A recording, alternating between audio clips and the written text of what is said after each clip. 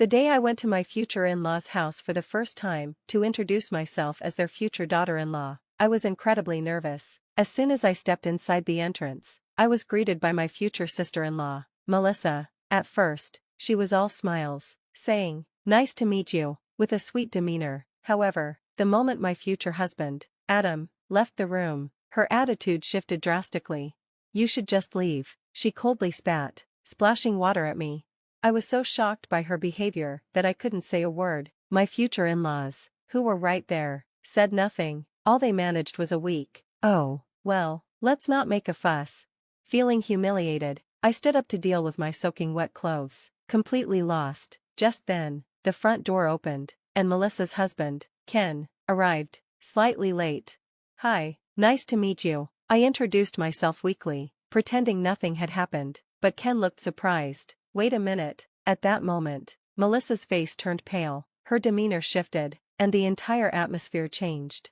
"My name is Lisa, and I'm 30 years old. Adam and I were introduced by mutual friends, and now we live a quiet life together. Though we haven't been blessed with children, I feel happy every day."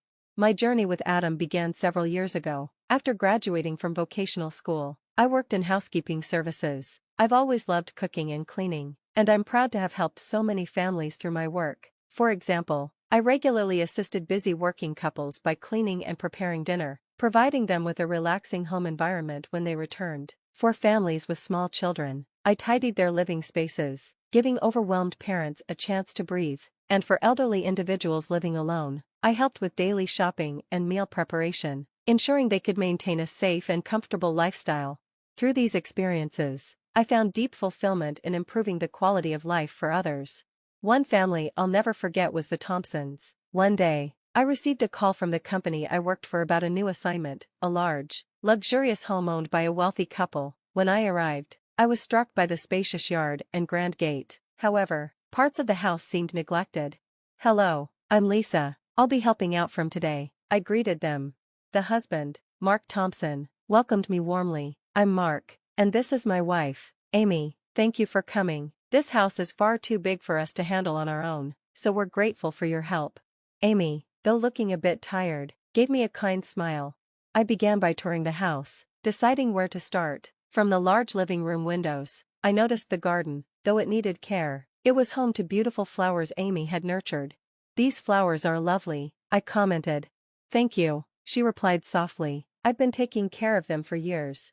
I started cleaning, polishing windows, dusting furniture, and organizing their home. Mark and Amy often watched me work, occasionally chatting with me. "You're so skilled for someone so young. How did you get into this line of work?" Mark asked.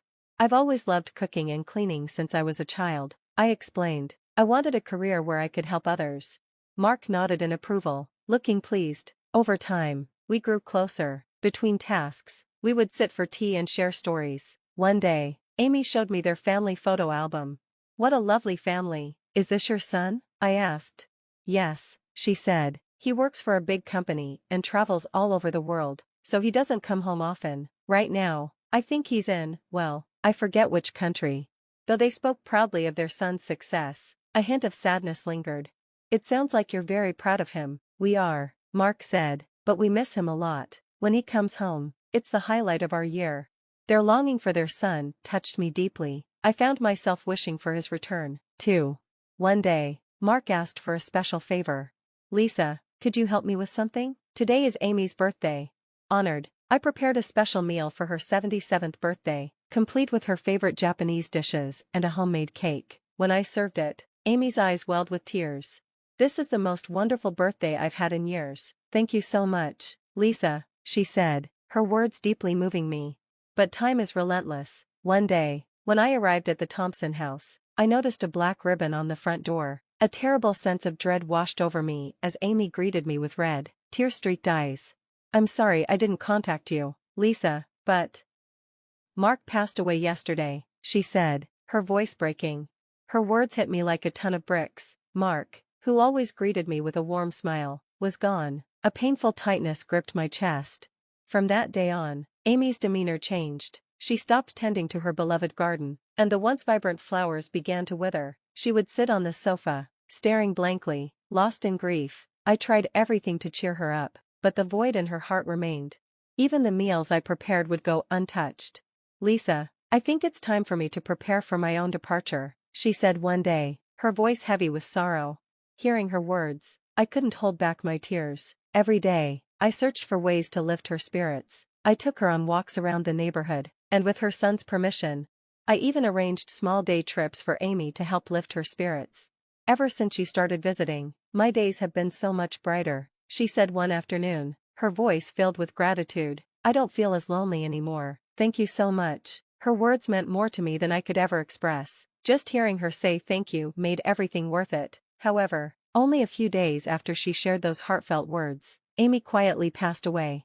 For a while, I couldn't process the loss. The house, once filled with life and warmth, now felt vast and empty. Without Amy, it was as if all the color had drained away. I buried myself in work, using it as a way to numb the pain. My friends noticed the change in me, especially Emma, my close friend.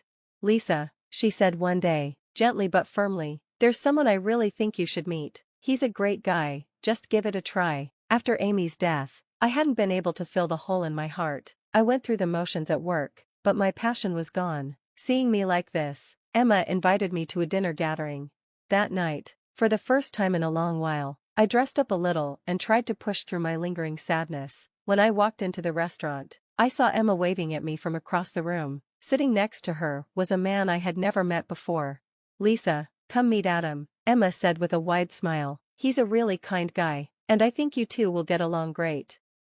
Adam greeted me with a warm, gentle smile. As the night progressed, my nerves began to settle. During dinner, we talked about our work, hobbies, and families. Eventually, I shared my story about Amy. Before I realized it, I was crying. "I'm so sorry for bringing this up," I said, embarrassed. "It's okay," Adam replied, his voice soft and comforting. "Losing someone important is really hard." His warmth and understanding were like a balm to my soul. In that moment, I felt a weight lift off my heart. Adam listened quietly, his steady presence giving me a sense of comfort I hadn't realized I needed.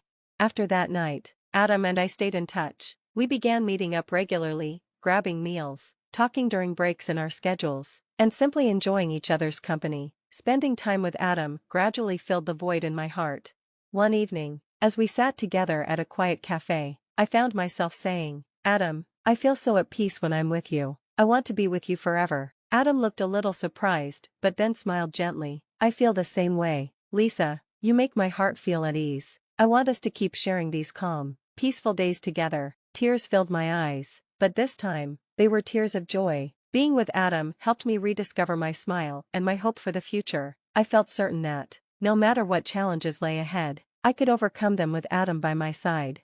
From that moment on, our days together felt like a dream. Each moment spent with Adam became a treasure. A few years later, we decided to get married. When the day finally came to meet Adam's parents, I was nervous. As we approached their front door, my hands trembled, but Adam gently squeezed my hand. "It's okay, Lisa," he said reassuringly. "My family is really nice." At the entrance, Adam's parents, Ryan and Sarah, greeted us warmly. "Nice to meet you. I'm Lisa," I said, trying to sound confident. "Thank you for having me today." "Hello, welcome. Please come in, we've been looking forward to meeting you," Sarah replied with a smile. "Make yourself at home." The atmosphere was friendly and inviting as they guided us into the living room. Sitting there was Adam's older sister, Melissa.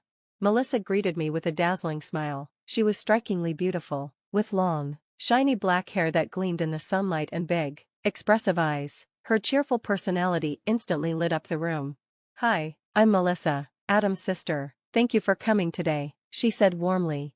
"It's an honor to be here," I replied with a smile.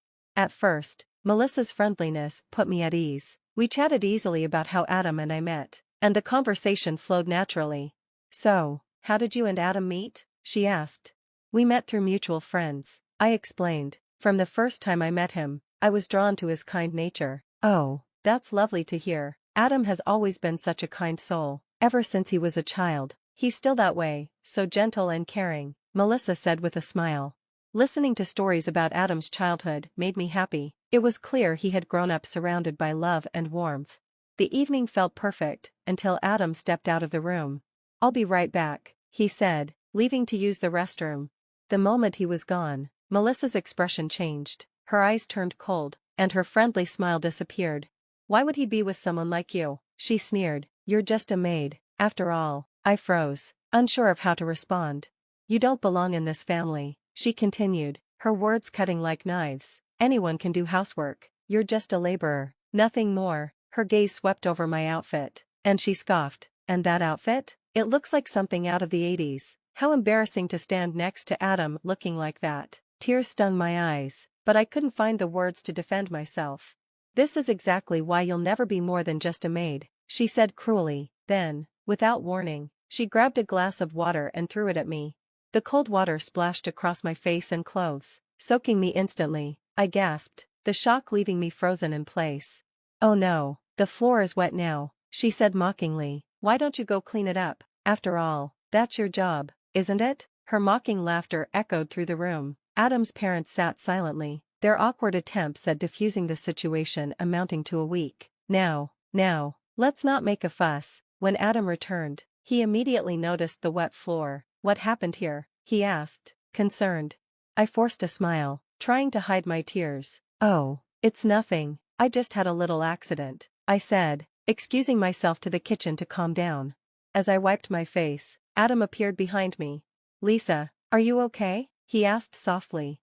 "Lisa, what happened?" Adam's voice was filled with concern as he stepped into the kitchen and saw my wet clothes. He grabbed a towel and gently began to dry my hair. Tears welled up in my eyes as I hesitated before answering. "It was Melissa. She threw water on me and she said I'm just a maid. She told me to clean up the mess." Adam's expression darkened immediately. Without hesitation, he strode back into the living room, his voice sharp and filled with anger. "Melissa, what did you do? Why would you treat Lisa like that?" Melissa crossed her arms, feigning innocence. "What? I was just asking her to do her job. Isn't she a housekeeper?"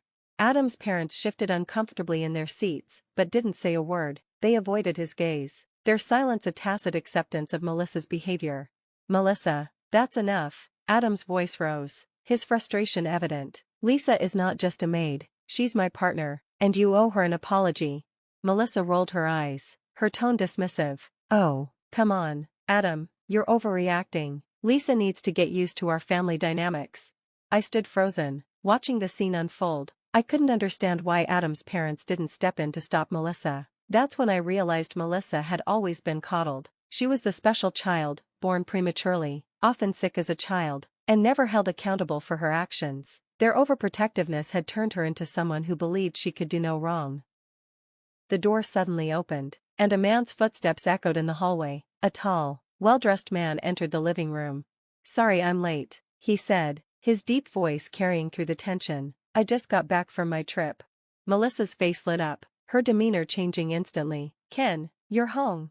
The man, who I quickly realized was Melissa's husband, smiled warmly. "Hi, everyone, I'm Ken." Then his gaze shifted to me, and his smile faded into one of recognition. "Wait, are you Lisa?" I nodded, confused. "Yes, I'm Lisa. Nice to meet you." Ken's face brightened. "I can't believe it. My parents used to talk about you all the time. You helped my mom so much after my dad passed. She always said you were like family to her." Tears sprang to my eyes at his kind words. "I'm glad I could be there for her." Ken turned to Melissa, his expression now serious. "Melissa, what's going on? Why is Lisa soaking wet?" Melissa's face went pale. She stammered, I didn't mean to." Ken's gaze hardened. "You didn't mean to?" "Melissa, this is unacceptable. Lisa was a blessing to my family. She deserves respect, not whatever this is." I'm sorry," Melissa muttered, her voice shaky. "That's not good enough," Ken snapped. "You need to take responsibility for your actions. This behavior isn't okay." Melissa burst into tears. "I don't know why I acted that way," she admitted. I felt jealous. Lisa's worked so hard for everything she has, and I've always been taken care of. I felt useless and small compared to her, and I lashed out. "I'm sorry, Lisa." Her confession left the room in stunned silence. For the first time, Melissa's vulnerability shone through her polished exterior. "Melissa," I said softly, "thank you for apologizing. I hope this is the start of something better for you." Ken let out a sigh. "Melissa, none of that excuses what you did, but I'm glad you're starting to see things clearly. You need to make real changes." Melissa nodded, wiping her tears. "I will, I promise." The atmosphere was heavy as Adam gently took my hand. Let's go, Lisa, we've had enough for today. As we left, Adam squeezed my hand tightly. I'm so sorry, Lisa, I never thought Melissa would act like that. It's okay, Adam, she has her own struggles to deal with. I just hope she grows from this. The drive home was quiet but comforting. We knew we would face any challenges together, no matter what. In the months that followed, Melissa's life took an unexpected turn. Her marriage to Ken unraveled as trust between them broke completely. They eventually decided to separate. Without Ken or her parents' constant support, Melissa faced the harsh reality of living on her own for the first time. She struggled but slowly began to grow. She got a job, learned to manage her finances, and discovered the strength she never knew she had. One day, months later, I ran into Melissa at a coffee shop. She looked different, still confident but with a newfound humility. Lisa, she said softly, it's been a while. It has. How are you? She hesitated. I'm doing better. I've had a lot of time to think about what I did, and I want to say I'm truly sorry. I was wrong to treat you that way. Her sincerity surprised me. I can see you're working on yourself, Melissa, that's what matters. Melissa smiled, a small, genuine smile. Thank you. As for Ken, he moved on, focusing on his career and personal growth. Meanwhile, Adam and I continued building our life together. Despite everything, our bond only grew stronger. I'm proud of you, Lisa, Adam said one evening. Why? Because you stayed true to yourself. You're the strongest person I know. His words filled my heart with warmth. No matter what challenges came our way, I knew we could face them together, and for the first time in a long while, I felt at peace.